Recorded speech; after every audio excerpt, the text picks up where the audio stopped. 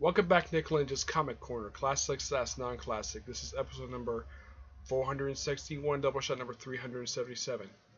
Two turtle trades, TMT trades, and it's the uh, second and third volume of the trade series that collects the Teenage Mutant Ninja Turtles New Anime Adventure series. And these two trades collect issues 5 through 12. There are some interesting things that do happen in these issues, like the Rat King shows up, and they try to sort of get rid of his psychic powers. That doesn't work.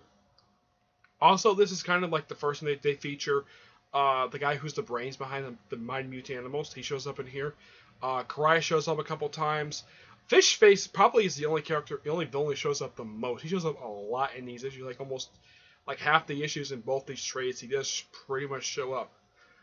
There's one issue where Splinter does a walkabout. Basically, the reason why he does because it's Karai's birthday. Now, the stories are written by 7 people. In volume 2, we have stories written by Kevin Barley, Colin Bunn, and Brian Smith, with artwork by Adam Archer, Dario Berzuza, and Chad Thomas. Yep. In volume 3, we have stories by Ken Barley, who does 2 stories, Derek Rudolphs, Landry Q. Walker, who does actually 3 stories in here. Let's see. David Server, Derek Fridolfs, who does a story with Jackson Lanzant, with artwork by Chad Thomas, who does actually almost several of the stories. At least 1, 2, at least 4 stories in here are done by him. He draws them. At least 1, 2, 3 stories are drawn by Dario Bazula, and 1 is done by Marcillo Ferreira. I think it's pronounced the guy's name, yeah. But yeah, if you love the 2012 TV show, which is ending next month, I highly recommend trying out this series.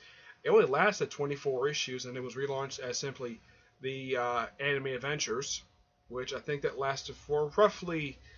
Let me open up the document here. That lasted for. Let's see, how long did it last for? I had to look it up here.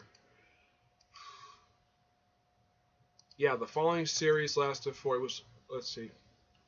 No, because the Turtles license is done by IDW, all Turtles comic books are basically published under one umbrella. Okay, following series, Amazing Adventures, which was the follow-up series, this one. That one lasted for 14 issues, and the current series, which is basically just released issue 3 just recently after previous release in the last one a couple months ago, which is Amazing Adventures Robot Animals. Yeah, I'll read that soon. I want to get through this series first. But these 2 trades are great. No Casey Jones, surprisingly, in these 2 trades. So it's kind of like this series takes place kind of during, I'd say, season 1, because Casey Jones is not in here at all. So you have stories that kind of loosely tie into season 1. I mean, I read every single issue so far.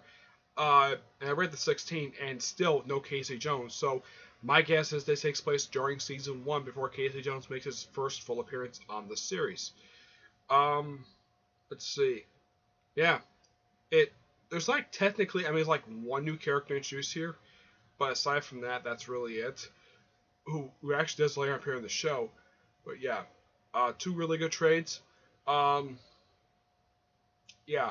Also, basically, this is one thing interesting about the show, is that they do something quite different. They give all of the Turtles love interest. For Leonardo, it's Karai. I'm not kidding, he's in love with Karai. For Raphael, it's an alien lizard woman. Not kidding. And he calls her Mona Lisa, just like how Michelangelo likes to name people. So basically, he named her, and basically her boss basically is a kid pronounces his real name, so they call him Sal Commander, which he doesn't have a problem with that at all, from what I can tell. And he's voiced by Keith David, awesome guy.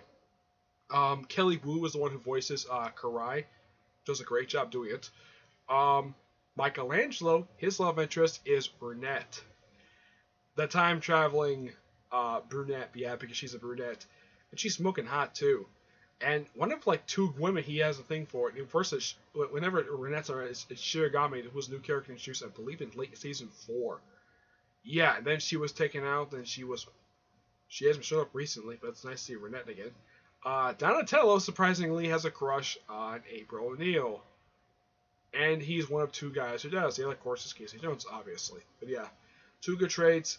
I give both of these a 9 out of 10.